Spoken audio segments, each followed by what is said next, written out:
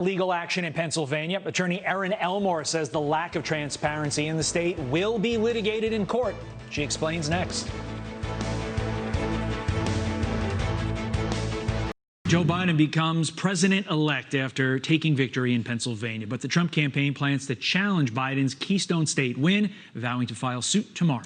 He won the Commonwealth yesterday. Now, Trump won the Keystone State in 2016 by just 44,000 votes. The race was called for the president-elect in Pennsylvania as the Commonwealth continues to count the rest of their 2.6 million mail-in ballots. More than 60,000 ballots are left. Now, so far, the president actually outperformed his 2016 performance in the city of Philadelphia, a Democratic stronghold. He received 127,000 votes. That's up 18,000 from 4 years ago. Last night, Philadelphia erupted in spontaneous celebration after Biden became the president-elect. But at the same time, in Harrisburg, Pennsylvania's capital, a few thousand of the president's supporters gathered, outraged, heartbroken, many just in disbelief in the, with the results. We spoke to many of them who now say they want an investigation, an audit of the votes, and more strict voting laws. We'll follow the lawsuits and the evidence as all of this unfolds. Jillian, Todd? Absolutely. Okay, Brian, thank you.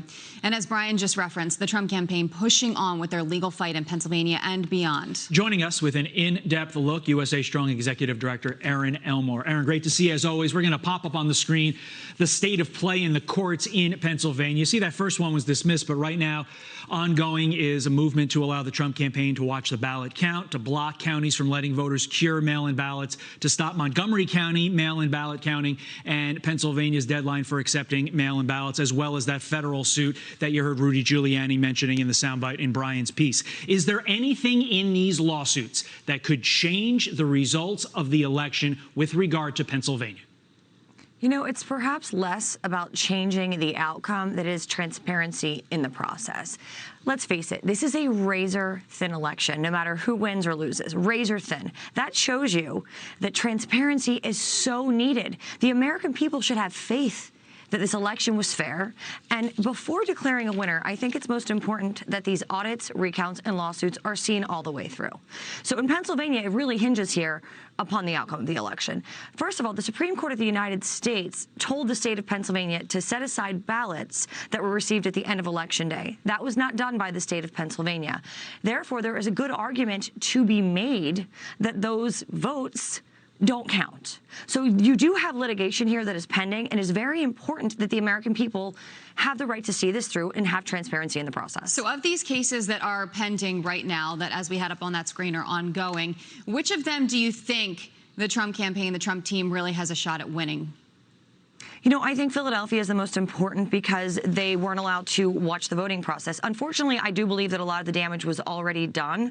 This should have been a proactive measure as opposed to a reactive measure.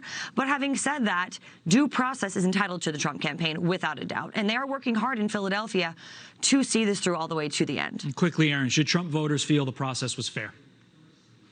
To be honest, I don't believe that there was a lot of transparency in the process. And as indicated, this is a razor-thin election. And every American citizen and voter that ever wants to vote again and see an election be fair should have faith. And until we see the litigation through, I'm not sure that they are going to feel that this process was entirely transparent and fair. There were several states that there were issues in play, whether it was non-citizens voting, whether there were issues with Sharpie markers, whether there were glitches in the technology. We want this for Democrats and Republicans alike to unite in a state of fairness. And let's hope we all get there as a country. Okay. Keep us updated, Erin. Thank you for joining us. Erin Elmore, appreciate it. And we just talked about what's going on here at home. Let's talk about the world stage now.